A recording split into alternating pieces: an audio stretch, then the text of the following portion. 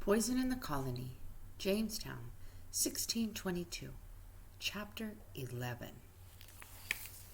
These children are rough and wily and prone to fistfights. They've been gathered off the streets of London and sent as free labor.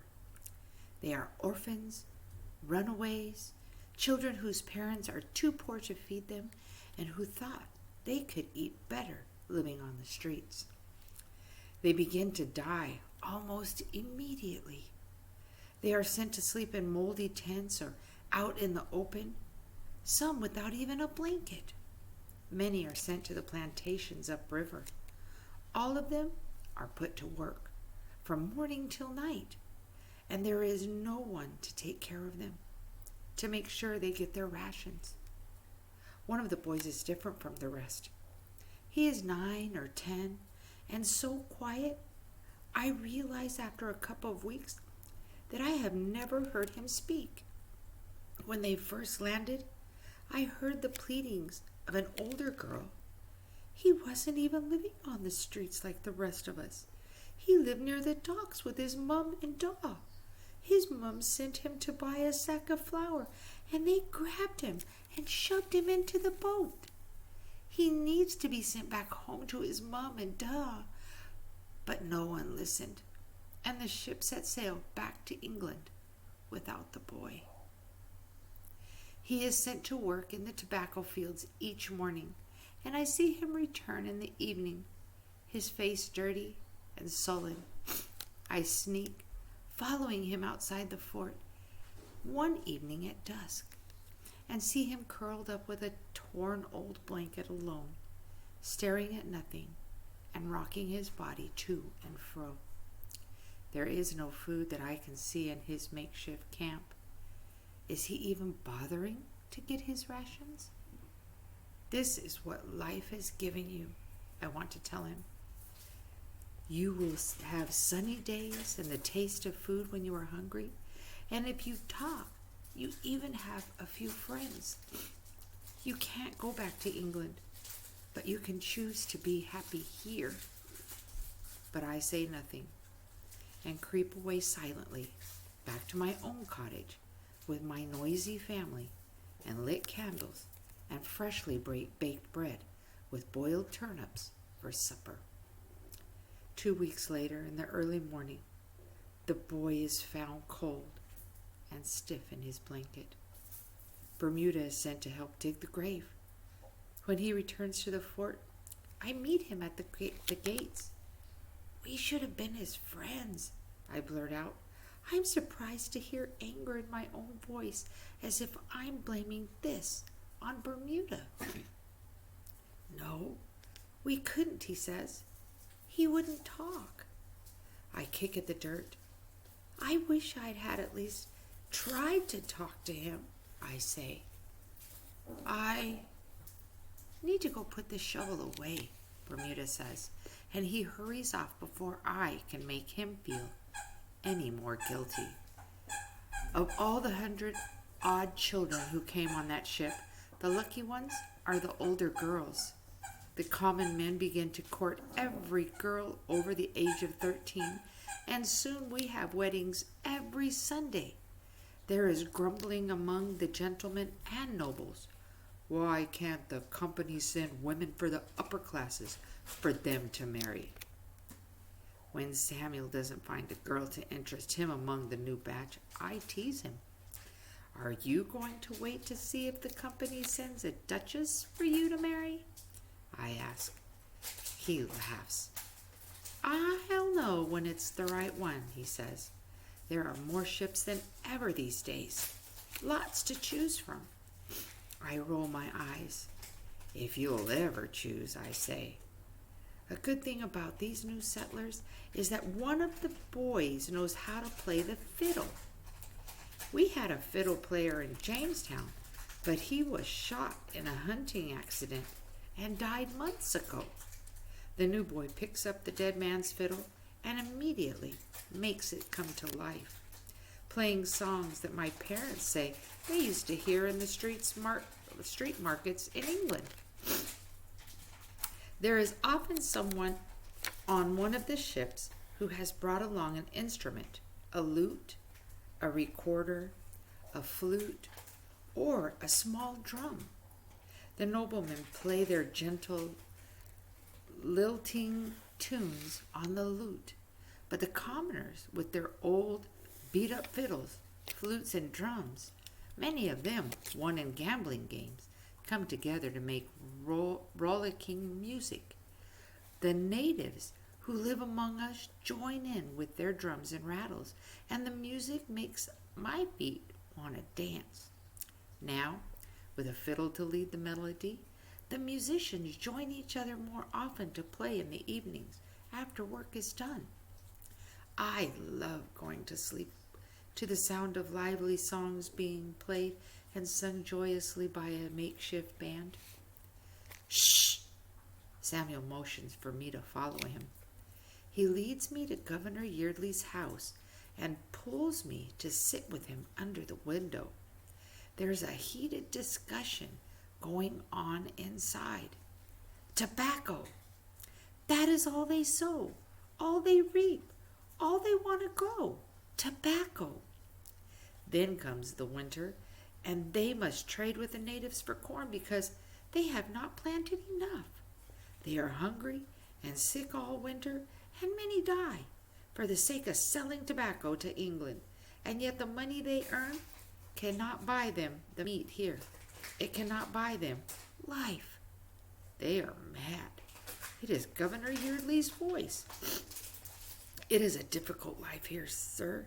Many of them want nothing more than to earn their fortunes in tobacco and return to England to escape this place. What of the ancients? Why have they not returned to England? The governor asks. There are some who make their homes here, sir. Indeed, some who have nothing but servitude to return to. Life here does not have to be so difficult, says Governor Yeardley. The orders have come from the Virginia Company of London to assign land to each family, 100 acres to each of the ancients, half that for all the others. It is time for them to choose their land and prepare it. They will grow their own corn and pasture their cattle. If they are growing for their own table, then surely they will grow so more than tobacco. Surely, sir. And the orders have come for them to have all the rights of Englishmen. Each settlement shall vote and elect representatives to speak for them. This way, each man shall have a voice in his own governance. After that, it is all I hear about. At the well fetching water, at the river washing clothes, walking through the fort, it is all anyone is talking about. We will have our own land. We will rule ourselves. Men who actually live in Jamestown and the outlying plantations and boroughs and know the people's needs and will help to govern us. True, there will still be Governor Yeardley appointed by the king and a 6-member council appointed by the Virginia Company of London. But for the first time in Virginia, there will be elections. Men ages 17 or older who own land will vote to elect 2 representatives or burgesses from each borough and plantation. It will be a government of the people. I awaken to the sound of laughter in the street near our cottage. Laughter, loud talking in another language, and the rumble of bowling balls rolling along the dirt street. I rub my eyes. My father is already up. It's too early, I say, referring to the fact that bowling in the streets is only allowed after our work is done for the day. It's the Polish workers, my father says. They're making it known that they will not work if they don't get to vote. My mother is sitting on the side of their bed about to heft herself to her feet. The new baby will certainly arrive soon, as big as she is. The company won't be happy when there is no pitch or tar in the next ship back to England, she says. I don't see what's wrong with letting those men vote. They are not Englishmen, but they are Virginians. Alice kicks off the covers and I tickle her feet. Da votes, she says, nodding solemnly. We all laugh. She, too, has been paying attention to the talk of voting and burgesses, and of the land that my father and mother now own because they are ancients. My father ruffles her hair. Watch your mother today, girl, he says. That son of mine may just choose this day to enter the world. I smile at him. Maybe I was wrong. Maybe the knowing doesn't work for me anymore, now that God has taken it from me. Maybe my father will soon have a son. I open the shutters to let in the early morning light. They fill a bowl with porridge for myself and Alice, and we eat together. My mother ties her apron over her large belly. You two go get me potatoes and cabbage, and see what is ready in the gardens, too. Outside, I pull the wooden planks and the thick layer of straw off our storage hole.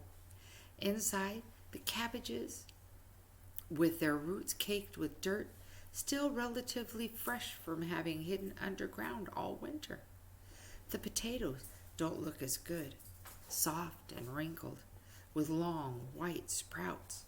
I put Alice to work breaking off the potato sprouts and go to see what the garden might give us on this spring day. I cut some turnip greens and pull a handful of radishes. Alice and I carry it all inside for our mother. A lump of salt pork, the last of our rashes for the month, already sizzles in the stew pot. I love stew days. There will be enough for a full belly today. I give Alice a bowl of water so she can wash the radishes. Then my mother and I set work peeling potatoes. Every once in a while, she stops working and closes her eyes, just resting for a minute or so. Go get me fresh, wild raspberry leaves, Mum says. Fill the basket with them, and when you come back, we'll make tea. I remember the raspberry leaves from the day Alice was born. Only last time, Jane made it. Shall I fetch Jane Wright as well, I ask? Mum shakes her head. No, not yet. I take the basket and run through the fort to the huge open gate. Where are you going in such a hurry? Thomas Sexton, today's guard, calls to me. Going for raspberry leaves, I say. I run past the fields where laborers are hoeing weeds from around the young tobacco plants. At the edge of the woods, I see the raspberry brambles, but I am drawn first to enter the quiet of the forest. I pick my way over fallen logs and tiptoe around the ferns growing close to the ground. Then I stop to let the peacefulness sink into me. The wind rustles a few leaves. A bird call echoes from the treetops.